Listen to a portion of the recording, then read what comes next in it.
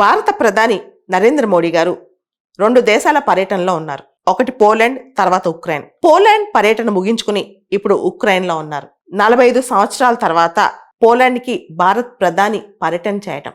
Ukraine దేశం ఏర్పడిన తర్వాత మొట్టమొదటిసారిగా ఇండియన్ ప్రధాని అక్కడికి వెళ్ళటం. ఈ 2 హిస్టారిక్ విజిట్స్ అని చెప్పొచ్చు. పోలాండ్ అనేది మనకి చాలా ఇంపార్టెంట్. ముఖ్యంగా ఈ సంవత్సరం 70 years ఆఫ్ డిప్లొమాటిక్ రిలేషన్స్, 70 సంవత్సరాల దౌత్య సంబంధాలను మనం జరుపుకుంటున్నాం. దాంతోపాటు పోలాండ్కి సంబంధించి వాళ్ళ గ్రీన్ ఎనర్జీ అంటే రెన్యూబుల్ ఎనర్జీకి సంబంధించిన వాళ్ళ ఎఫర్ట్స్ కానీ, వాళ్ళ టెక్నాలజీ కానీ, తర్వాత మిలిటరీలో వాళ్ళ రైజింగ్ పవర్, యూరోపియన్ యూనియన్లో వాళ్ళు 6th లార్జెస్ట్ ఎకానమీ. అంతకుమించి వాళ్ళు పోలాండ్ దేశస్థులు, పోలాండ్లో ఉన్న చాలా industries they are very good at food processing industry. India mega food పార్క్స్కి వాళ్ళు చాలా ఉపయోగపడతారు. సో హిస్టారిక్గా, స్ట్రాటజిక్గా ఇప్పుడు పోలాండ్ మనకు చాలా అవసరం. ప్రధాని మోడీ గారు వెళ్ళారు. వాణిజ్యం, పెట్టుబడులు, ముఖ్యంగా డిఫెన్స్, రక్షణ, వీటన్నిటికి సంబంధించి పోలాండ్ భారత్ సంబంధాలు చాలా చాలా ముఖ్యమైనవి. పోలాండ్ ప్రధాని డొనాల్డ్ టస్క్ ఈయన కూడా ఇలాంటి వ్యాఖ్యలే చేశారు. వాళ్ళకు కూడా ఇండియా చాలా ఇంపార్టెంట్. ఇండియాకి సంబంధించి అనేక అంశాలు, మన ఫిన్టెక్ ఇండస్ట్రీ కావచ్చు, మన ఫార్మాసిటికల్ కావచ్చు, ఇప్పుడు మనం స్పేస్లో ముందున్నాం, స్పేస్ కావచ్చు, ఇవన్నీ కూడా వాళ్ళకు కూడా కొలాబరేషన్స్, కోఆపరేషన్స్ అవసరం. ఇండియా పోలాండ్ రిలేషన్స్ ఈ పర్యటన సందర్భంగా స్ట్రాటజిక్ కోఆపరేషన్, స్ట్రాటజిక్ పార్ట్నర్షిప్గా ఎన్హాన్స్ అయ్యాయి అన్నమాట. వ్యూహాత్మకంగా మనం ముందుకు తీసుకెళ్తున్నాం. 2 దేశాలు కూడా ప్రజాస్వామ్యం మరియు rule of law, democracy, rule of law రెండింటికి కట్టుబడి ఉన్న దేశాలు. పోలాండ్ ఏషియాలో చైనాతో, జపాన్తో, సౌత్ కొరియాతో స్ట్రాటజిక్ పార్ట్నర్షిప్ ఏర్పరచుకుంది. ఇప్పుడు భారతదేశంతో ఇది కూడా చాలా ఇంపార్టెంట్. దాంతోపాటు మనం చూస్తే కనుక డిఫెన్స్ ఇండస్ట్రీస్లో ఇద్దరికి సినర్జీ ఏర్పడుతుంది. రెన్యూబుల్ టెక్నాలజీ, ఆర్టిఫిషియల్ ఇంటెలిజెన్స్, ఇలాంటి వాటిలో. ముఖ్యంగా పోలాండ్కి సంబంధించి మనం ఇండియా పోలాండ్ ట్రేడ్ $6 billion ఉంది. సెంట్రల్ యూరోప్ దేశాల్లో ఇదే టాప్ అనుకోవచ్చు. కానీ ఈ ట్రేడ్ ఇంకా పెంచాల్సిన అవసరం కూడా ఉంది ఈ 2 దేశాల మధ్య. ఇండియా పోలాండ్ మధ్య ఇంకొక అద్భుతమైన అంశం ఏంటి తెలుసా? అదే కబడ్డీ మన దేశం నుంచి పోలాండ్కి వెళ్ళింది. కానీ ఇప్పుడు పోలాండ్ అనేక అంశాల్లో కబడ్డీలో చాలా చాలా టోర్నమెంట్స్లో ముందుందన్నమాట. సో కబడ్డీ అనేది మన ఇద్దరికి కామన్ థింగ్, ఇండియాకి పోలాండ్కి, మన 2 దేశాలకి కూడా. దాంతోపాటు పోలాండ్, ఇండియా ముఖ్యంగా ఉక్రెయిన్ యుద్ధం సందర్భంగా, రష్యా ఉక్రెయిన్ యుద్ధం సందర్భంగా ట్రాజిక్ హ్యూమానిటేరియన్ కాన్సిక్వెన్స్ అనేది దీనిలో ఉంది.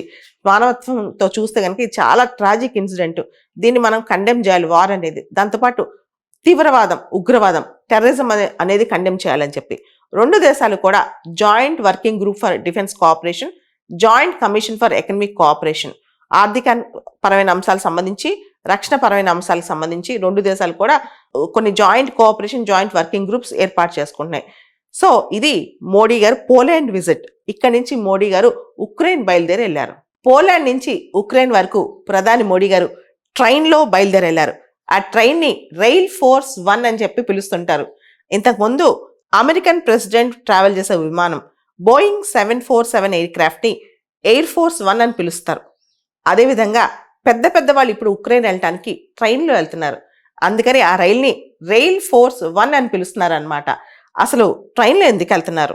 జో బిడెన్ కావచ్చు, ఇమాన్యుయల్ మ్యాక్రాన్ కావచ్చు, జస్టిన్ ట్రూడో కావచ్చు, ఎవరైనా సరే గత 2 సంవత్సరాల నుంచి యుక్రెయిన్కి వెళ్ళాలంటే రైల్లోనే వెళ్తున్నారు. దానికి ప్రధానమైన కారణం ఉక్రెయిన్ ఎయిర్ స్పేస్ క్లోజ్ అయిపోయింది. ఫిబ్రవరి 2022లో రష్యా ఉక్రెయిన్ని అటాక్ చేసిన దగ్గర నుంచి ఆ అటాక్స్ని కట్టడి చేయడానికి ఉక్రెయిన్ ఎయిర్ స్పేస్ ఎవరికి ఇవ్వట్లేదు అనమాట. దాంతో ఎవరు పెద్ద వాళ్ళు వెళ్ళాలన్నా సరే రైల్లోనే వెళ్ళాలి. మోడీ గారు 10 గంటల పాటు 400 కిలోమీటర్లు ట్రైన్లో ప్రయాణం చేసి వార్సా చేరుకున్నారనమాట. ఈ ట్రైన్ సర్వీస్ అనేది ఉక్రెయిన్ స్టేట్ ఓన్డ్ కంపెనీ ఉక్రజాలిజింతియా అనే కంపెనీ ఇదే రన్ చేస్తే, ఈ కంపెనీకి సంబంధించి ఎవరైతే వరల్డ్ లీడర్స్ ఈ రైల్లో ప్రయాణిస్తారో వాళ్ళకి లగ్జరీ కోచెస్ ఇస్తారనమాట. మోడీ గారు ప్రస్తుతం ఉక్రెయిన్లో ఉన్నారు. ఉక్రెయిన్లో చిన్న పిల్లలు మార్టిర్స్ ఎవరైతే యుద్ధంలో చనిపోయారో వాళ్ళకి సంబంధించి ఒక మ్యూజియం ఉందన్నమాట, మార్టిరాలజిస్ట్ ఎక్స్పోజిషన్ అని చెప్పి. దానికి మోడీ గారు, జెలెన్స్కీ గారు వెళ్ళారు. మోడీ గారు హగ్ చేసుకున్నారు, హ్యాండ్ షేక్ చేశారు. అంతేకాదు ప్రతి దేశంలో పిల్లలకి సేఫ్టీ ఉండాలి, దే డిజర్వ్ సేఫ్టీ అని చెప్పారనమాట. అంతేకాదు జెలెన్స్కీ కూడా Modi's visit was very friendly and historic. Ukraine దేశం ఏర్పడిన తర్వాత ఇండియన్ ప్రైమ్ మినిస్టర్ వెళ్ళటం ఇదే మొదటిసారి కాబట్టి అనేక అంశాలు మోడీ గారు చర్చించనున్నారు అనిపిస్తోంది. ముఖ్యంగా economic cooperation, science and technology cooperation, వీటన్నిటికీ మించి యుద్ధానికి సంబంధించి, యుద్ధం ఆపే అంశానికి సంబంధించి మోడీ గారు లీడ్ తీసుకుంటారా అని చెప్పి చాలా మంది ఆశపడుతున్నారు, తీసుకోవచ్చామని భావిస్తున్నారు. అయితే కొన్ని వార్తాపత్రికలు ఏం చెప్తున్నాయంటే India is walking on the tight rope. India రష్యాది అవినాభావ సంబంధం. రష్యా ఎక్కువ ఆర్మ్స్ ఎక్స్పోర్ట్స్ ఇండియాకి చేస్తాయి. ఇండియా రష్యా నుంచి చాలా ఆయుధాలు కొనుక్కుంటుంది, అంతేకాదు ఆయిల్ కూడా కొనుక్కుంటుంది.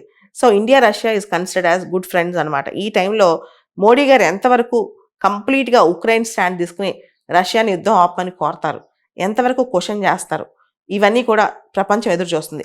6 వారాల క్రితం మోడీ గారు రష్యా వెళ్ళినప్పుడు యుద్ధం అనేది దేనికి సొల్యూషన్ కాదని చెప్పడం జరిగింది. అదేవిధంగా ఈ విజిట్కి బయలుదేరే ముందు కూడా మోడీ గారు బ్యాటిల్ ఫీల్డ్లో ఏ ప్రాబ్లం సాల్వ్ కాదని చెప్పారు, యుద్ధ రంగంలో ఏ ప్రాబ్లం సాల్వ్ కాదని చెప్పారు. మొత్తానికి ఇండియా ఓ పక్క రష్యాతో, ఇంకో పక్క ఉక్రెయిన్తో బ్యాలెన్స్ చేస్తూ, మొత్తాన్ని రెండింటిని బ్యాలెన్స్ చేస్తూ మన అంతర్జాతీయ సంబంధాలు నడపడం అనేది, ముఖ్యంగా ఇండియా ఎప్పుడు యుద్ధం కోరుకోదు, యుద్ధాన్ని ఆపే ప్రయత్నం ఇండియా ఏ విధంగా ముందుకు తీసుకెళ్ళిద్దో, విశ్వగురు స్థాయికి ఇండియా ఎప్పుడు, అంటే విశ్వగురు అంటే కేవలం నేను విశ్వానికి గురువు అని మాత్రమే కాదు, విశ్వగురువుకు ఒక ప్రత్యేకమైన స్థానం ఉంది, ప్రత్యేకమైన పాత్ర ఉంది. ముఖ్యంగా ప్రపంచంలో సంఘర్షణలు, యుద్ధాలు వచ్చినప్పుడు అక్కడ ఉక్రెయిన్లో కూడా ఆయన మహాత్మా గాంధీనే తలుచుకుంటున్నారు. ఈ టైంలో Mahatma Gandhi conflict resolution mechanism, peace అనే కాన్సెప్ట్ని మోడీ గారు ముందుకు తీసుకెళ్ళాలి.